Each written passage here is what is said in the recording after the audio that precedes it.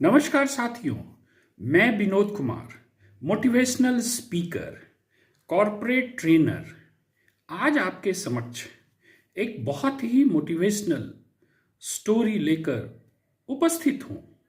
साथियों, हम जिस समाज में रहते हैं, हमें लोगों की बातों को दिल से कभी नहीं लगाना चाहिए। साथ ही साथ यदि लोगों की बातों में हम उलझ गए तो निश्चित रूप से अपने गोल को अचीव या जो हमारा टारगेट है, जिंदगी का टारगेट है, उसे हम अचीव नहीं कर पाएंगे। एक छोटी सी कहानी है। एक महात्मा किसी सज्जन व्यक्ति के घर पहुंचते हैं और वहां पहुंचने के बाद उस सज्जन की पूरी फैमिली उस महात्मा बाबा जी की पूरी अवगत करते हैं।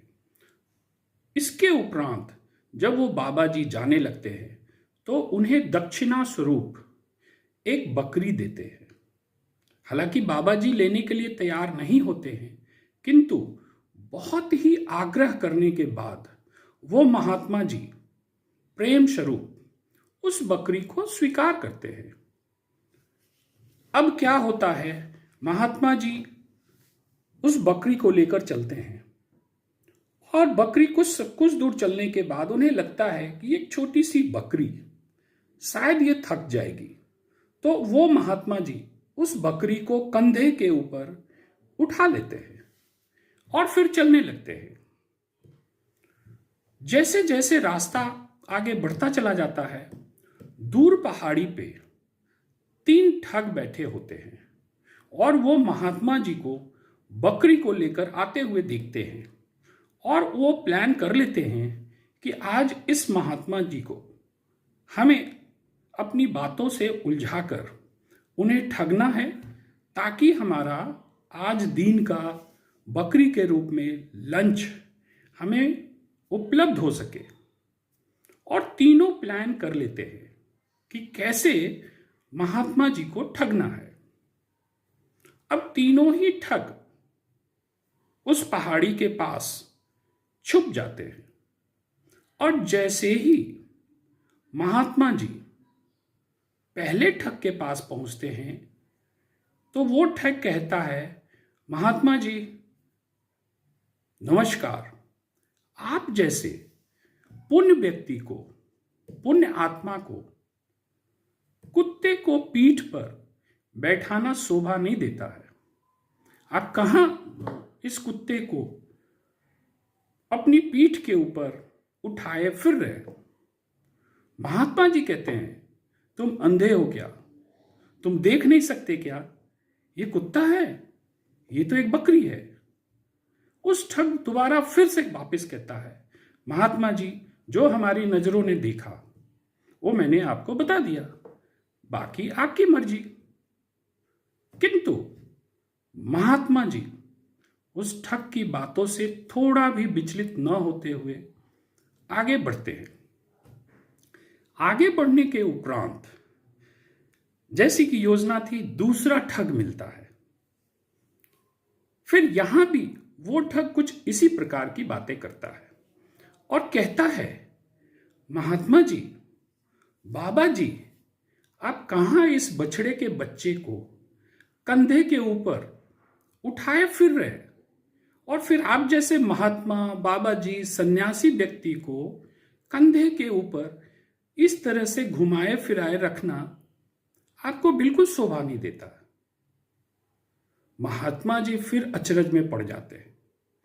कमाल की बात है, पहला वाला व्यक्ति बकरी की जगह कुत्ता बोल रहा है और अब दूसरा व्यक्ति बकरी की जगह हमें बछड़ा बोल रहा है।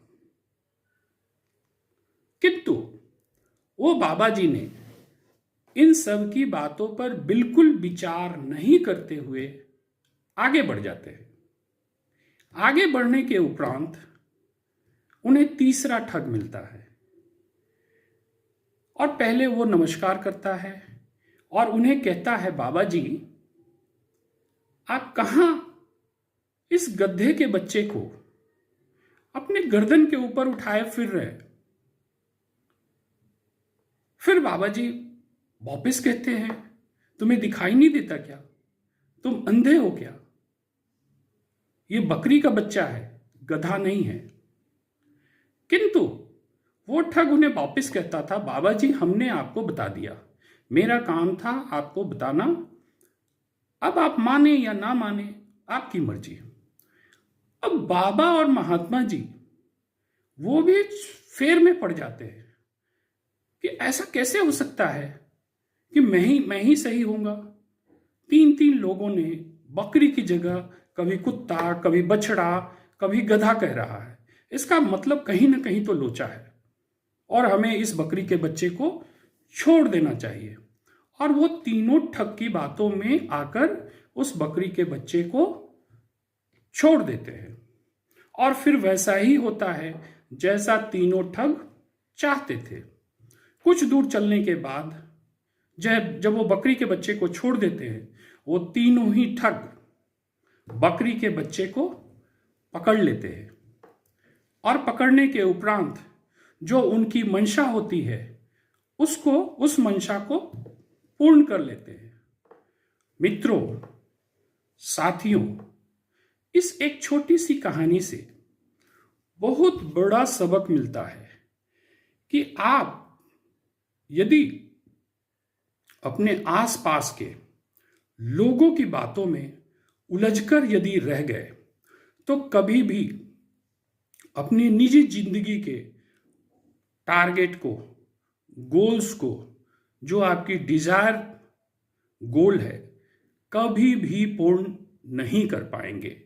अतः हमें अपना काम निर्बाध गति से करते रहना चाहिए और लोगों की बातों में लोग क्या कहेंगे इसकी तनिक भी हमें चिंता नहीं करनी चाहिए।